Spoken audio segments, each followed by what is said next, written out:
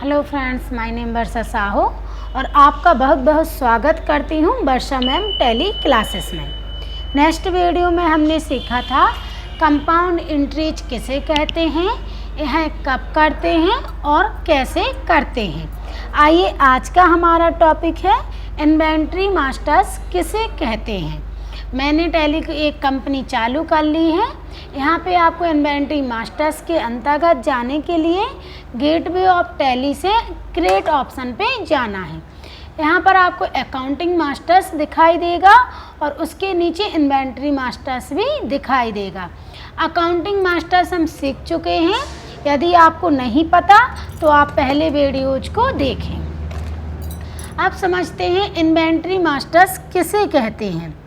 Inventory masters का means होता है जब हम बिजनेस करते हैं तो हमने 10,000 रुपये का माल बेचा या ख़रीदा, तो जो 10,000 रुपये का माल बेचा उसमें कौन कौन से आइटम बेचे, किस रेट से बेचे, किस प्रकार बेचे, तो इसी को बोला जाता है इन्वेंट्री मास्टर्स। यदि आपको यहाँ पे इन्वेंट्री मास्टर्स ऑप्शन नहीं दिखाई दे रहा है तो आपको गेटवे ऑफ टैली से F11 करना है। F11 करने के बाद यहाँ पे मेंटेन इन्वेंट्री, यहाँ पे ये ऑप्शन नो होगा तब आपको दिखाई नहीं देंगे। यस है इसलिए आपको दिखाई दे रहा है। चलिए मैं आपको नो करके बता देती हूँ। कंट्रोल A करेंगे, रेट पे जाएंगे, आप देख सकते हैं यहाँ पर इन्वेंट्री मास्टर्स दिखाई नहीं दे रहा है। यदि आपके बिजनेस में इन्वेंट्री मास्टर्स यूज नहीं होते हैं तो फिर आपको चालू करने की ज़रूरत नहीं है। यदि होते हैं इन्वेंट्री मास्टर्स यूज तो आपको किस पे क्या करना है, यदि दिखाई नहीं दे रहे हैं F11 करेंगे। F11 करने के बाद मेंटेन इन्वेंट्री यस करेंगे। इन्वेंट्री का मीन्स होता है माल, ठीक है। आइए अब हम समझते हैं आइटम क्या होता है, स्टॉक कैटेगरी किसे कहते हैं, स्टॉक ग्रुप किसे कहते हैं और यूनिट किसे कहते हैं। आइए समझते हैं। मैंने यहाँ पे एक नोट्स तैयार किया है आपको बहुत अच्छे से समझाने के लिए। आइए एक एक करके समझते हैं। सबसे पहले हम समझते हैं यूनिट। यूनिट का मीन्स होता है इकाई। व्यापार में जब हम माल यानी गुड्स का क्रय विक्रय करते हैं तो माल के क्रय विक्रय के लिए उसे नापना, तौलना या गिनना होता है और इस तरह के काम के लिए जिन इकाइयों का उपयोग करते हैं उन्हें यूनिट्स ऑफ मेजर कहते हैं। यूनिट ऑफ मेजर को UOM भी कहा जाता है, जैसे केजी, पीसेस, नंबर्स, पैकेट आदि हो सकते हैं। लीटर, मीटर, यूनिट बहुत सारी होती हैं। आइए आसान भाषा में समझते हैं। यूनिट का मीन्स होता है प्रत्येक आइटम की एक यूनिट होती है। जैसे आप किसी शॉप पर गए, आपने कहा पेन दे दीजिए तो क्या दे दीजिए, ऑयल दे दीजिए तो कितना दे दीजिए। इसलिए जब भी हम माल को खरीदते या बेचते हैं तो हर आइटम की एक यूनिट होती है और यूनिट कंपलसरी होती है, ठीक है। अब समझते हैं स्टॉक कैटेगरी, स्टॉक ग्रुप को। स्टॉक ग्रुप को बनाना जरूरी नहीं होता है।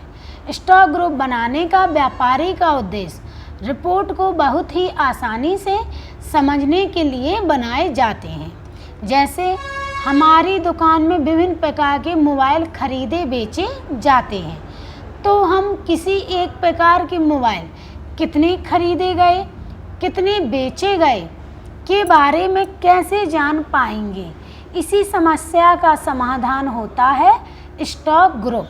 इसे ही स्टॉक ग्रुप कहा जाता है। आइए समझते हैं। स्टॉक ग्रुप का मीन्स होता है यह जब हम आइटम बनाते हैं तो उसके लिए कंपलसरी बनाना नहीं होता है, लेकिन व्यापारी को इसके बनाने का मेन उद्देश्य होता है रिपोर्टिंग को आसानी से समझना। कैसे? जैसे हमारा एक बहुत बड़ा बिजनेस है मोबाइल का, तो हम मोबाइल बेचते हैं, खरीदते हैं। अब मोबाइल में भी क्या होती हैं, वैरायटी होती हैं, जैसे Samsung mobile, Vivo mobile, Realme mobile, Oppo, इस तरह से विभिन्न प्रकार की वैरायटी होती हैं।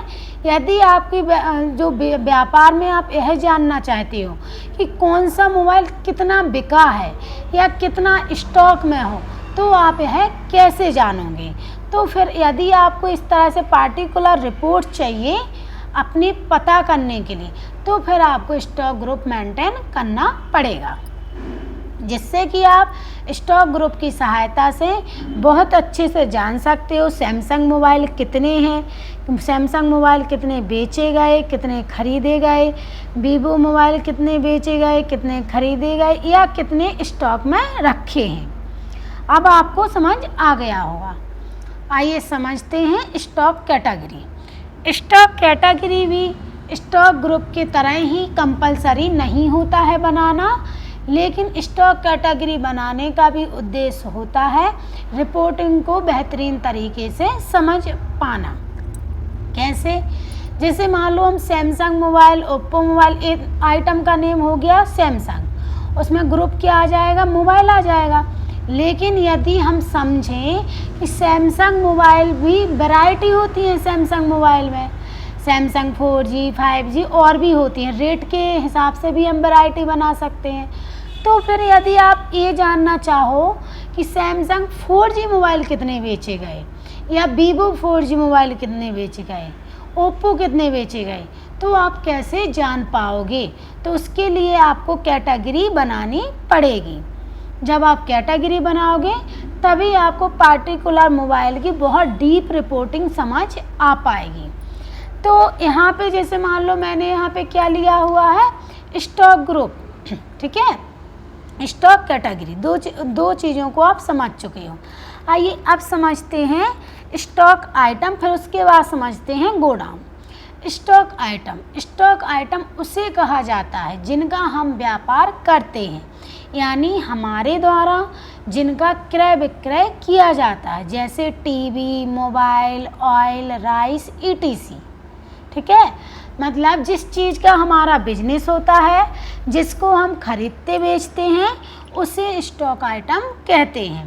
तो यहाँ पे मैं आपको एग्जाम्पल बताए दे रही हूँ कैसे समझेंगे हम स्टॉक ग्रुप, कैटेगरी और स्टॉक आइटम। जैसे हमारा एक बिजनेस है मोबाइल का, तो यहाँ पे आइटम क्या हो जाएगा, जैसे सैमसंग 4G, सैमसंग 5G। मैं आपको एक मोबाइल का उदाहरण दे रही हूँ, क्योंकि मोबाइल क्या है, सब लोग मोबाइल से परिचित होती हैं और उसके ब्रांड से भी परिचित होते हैं कि कौन कौन से उसमें ब्रांड होते हैं, कौन कौन से उसमें मॉडल होते हैं, ये सारे सब लोग जानते हैं। इसलिए मैं आपको मोबाइल का एग्जाम्पल दे रही हूँ। तो हमारी एक मोबाइल की शॉप है, हम मोबाइल बेचते हैं, खरीदते हैं। तो स्टॉक आइटम कहलाता है, जैसे उसमें जो ब्रांड है, जैसे सैमसंग मोबाइल है तो सैमसंग में जैसे ब्रांड है 4G, 5G, तो ये कहलाएगा स्टॉक आइटम। अब इसमें स्टॉक ग्रुप क्या कहलाएगा, स्टॉक ग्रुप कहलाएगा मोबाइल और कैटेगरी कहलाएगा सैमसंग। तो इस तरह से आपको बहुत अच्छे से स्टॉक ग्रुप, कैटेगरी और स्टॉक आइटम समझ आ गया होगा। आइए अब समझते हैं लोकेशन यानी गोडाउन। गोडाउन किसे कहते हैं? जब किसी कंपनी का व्यापार बहुत ही बड़ा और विस्तृत होता है तो उसे कंपनी या व्यापारी को बहुत ही ज़्यादा मात्रा में माल की खरीदी और बिक्री करनी पड़ती है और इस कारण से माल का स्टॉक ज़्यादा रखना होता है। माल स्टॉक रखने के लिए उसे अलग अलग गोडाउन की ज़रूरत होती है। गोडाउन की सहायता से कब, कौन सा, कितना माल आया है, क्या गोडाउन में कितना माल बचा है, कितना गया है, किस गोडाउन में कितना माल बचा है आदि। टैली में प्रत्येक गोडाउन का हिसाब अलग अलग मेंटेन किया जाता है, इसीलिए टैली में गोडाउन को बनाया जाता है। आइए मैं आपको आसान भाषा में बता देती हूँ। गोडाउन यानी लोकेशन। जब हम व्यापार करते हैं और हमारा बिजनेस क्या होता है, बहुत बड़े लेवल पे चल रहा होता है, यानी हमारे बिजनेस का आकार बहुत बड़ा होता है, बहुत बहुत दूर तक या देश विदेश में भी फैला हुआ होता है।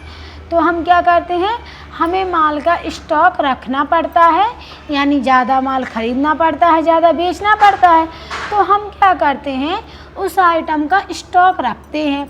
अब पूरा स्टॉक शॉप में तो रख नहीं सकते हैं, तो एक्स्ट्रा स्टॉक रखने के लिए या ज़्यादा स्टॉक रखने के लिए हमें गोडाउन ख़रीदने पड़ते हैं।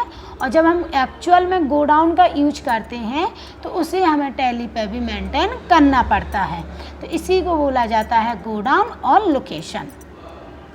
गोडाउन से हमें यह जानकारी मिलती है कि कौन सा माल, जब हम टैली में गोडाउन को क्रिएट करते हैं तो टैली में हमें ये पता चल जाता है कि किस गोडाउन में कितना माल रखा है, कब आया है, कब गया है, कितना है, कैसा है इत्यादि। तो इस प्रकार मैं सोचती हूँ कि आपको unit, stock item, category, stock group और गोडाउन बहुत अच्छे से समझ आ गया होगा। आइए अब हम नेक्स्ट वीडियो में सीखेंगे स्टॉक आइटम कैसे क्रिएट करते हैं, स्टॉक ग्रुप कैसे बनाते हैं और कैटेगरी कैसे बनाते हैं, यूनिट कैसे बनाते हैं और गोडाउन कैसे क्रिएट करते हैं। तो नेक्स्ट वीडियो में आपको विस्तार पूर्वक बताऊंगी। क्रिएट कहाँ से करते हैं, टैली को चालू करेंगे। एक कंपनी को मैंने चालू कर लिया है। बनाने के लिए या क्रिएट करने के लिए मास्टर्स के अंतर्गत क्रिएट ऑप्शन पे जाएंगे, एंटर प्रेस करेंगे।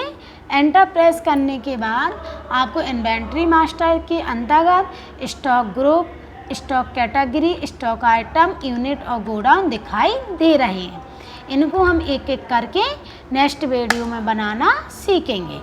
अगर आपको हमारी वीडियो पसंद आई हो तो लाइक, सब्सक्राइब तो ज़रूर करें।